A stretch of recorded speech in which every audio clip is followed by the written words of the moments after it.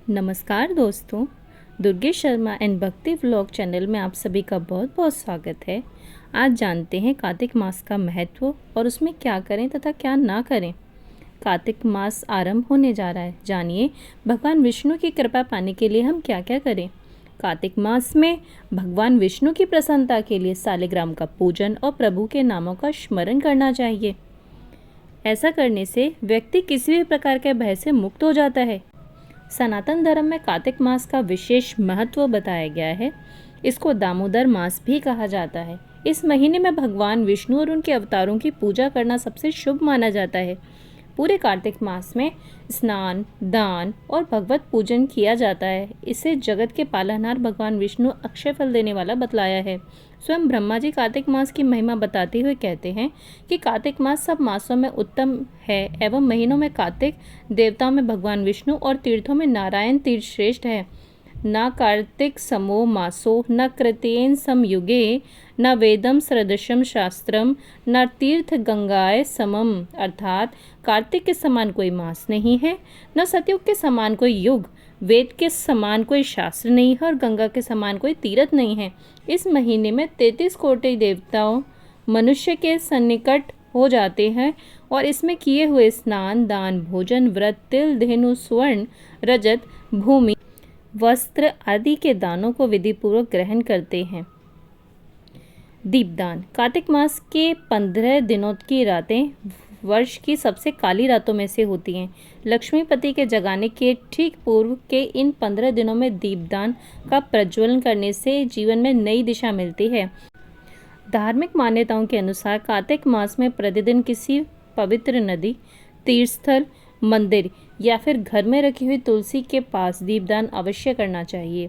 जो स्वयं दीपदान करने में असमर्थ हो वह दूसरे के बुझे हुए दीपों को जला दे अथवा हवा आदि से उसकी रक्षा करे। ऐसा करने से माँ लक्ष्मी प्रसन्न होकर उसे घर को धन्य धान से भर देती हैं।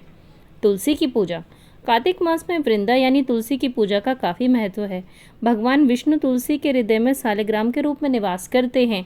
स्वास्थ्य को समर्पित इस मास में तुलसी की पूजा एवं तुलसी दल का प्रसाद ग्रहण करने से श्रेष्ठ स्वास्थ्य प्राप्त होता है। मान्यता है कि तुलसी यमदूतों के भय से मुक्ति प्रदान करती है। पुराणों में कहा गया है कि कार्तिक मास में लगातार 1 महीने तक तुलसी के सामने दीपदान करने पर घर में सुख समृद्धि का वास होता है।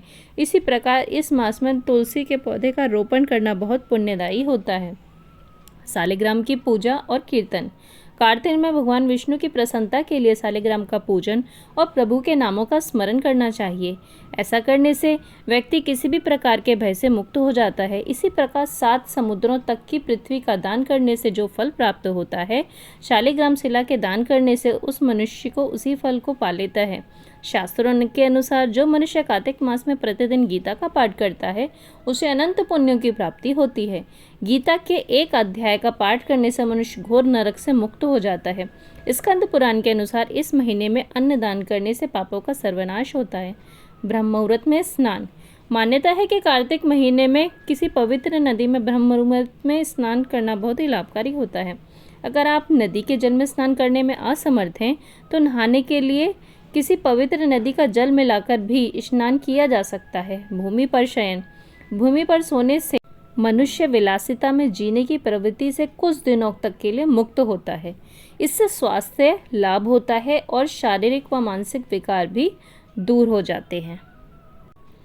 पूर्णिमा के दिन माँ लक्ष्मी का पीपल के वृक्ष पर निवास रहता है। पूर्णिमा के दिन जो भी जातक मीठे जल से दूध मिलाकर पीपल के पेड़ पर चढ़ाता है उस पर माँ लक्ष्मी की प्रसन्नता बनी रहती है। कार्तिक मास में गरीबों को चावल दान करने से चंद्र ग्रह शुभ फल देता है। इसी तरह इस माह शिवलिंग पर कच्चा दूध, शहद व गंगा जल मिलाकर चढ़ाने से भगवान शिव प्रसन्न होते हैं।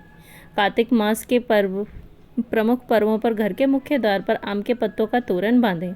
शादीशुदा व्यक्ति कार्तिक मास में शारीरिक संबंध ना बनाएं, वरना चंद्रमा के दुष्प्रभाव आपको व्यथित करेंगे। इस महापत्नी या किसी नन्ही बच्ची को उपहार दें। कार्तिक मास में माह भर द्वार पर रंगोली ज़रूर बनाएं। इससे विशेष समृद्धि के योग बनते हैं तथा नवग्रह प्रसन्न होते हैं। इस माह में क्या क्या ऐसे कार्य हैं जो ना करें? कार्तिक महीने में केवल एक बार नरक चतुर्दशी के दिन ही शरीर पर तेल लगाना चाहिए। कार्तिक मास में अन्य दिनों तेल लगाना वर्जित है। वैसे तो हर महीने तुलसी का सेवन व पूजन करना चाहे श्रेयस्कर होता है, लेकिन कार्तिक मास में तुलसी पूजा का महत्व कई गुना अधिक बढ़ जाता है। कार्तिक मास में सबसे महत्वपूर्ण काम दीपदान बताया गया है। इस महीने में नदी, पोखर, तालाब आदि में दीपदान किया जा सकता है। इससे पुण्य की प्राप्ति होती है। कार्तिक महीने में फलीदार चीज़ें व दालें अर्थात उड़द, मूंग, मसूर, चना, मटर, राई आदि नहीं खानी चाहिए। व्रत पड़ने वाले को चाहिए कि वे तपस्वियों के समान व्यवहार करते अर्थात कम बोले और किसी की निंदा या विवाद ना करे, मन में संयम बनाए रखे।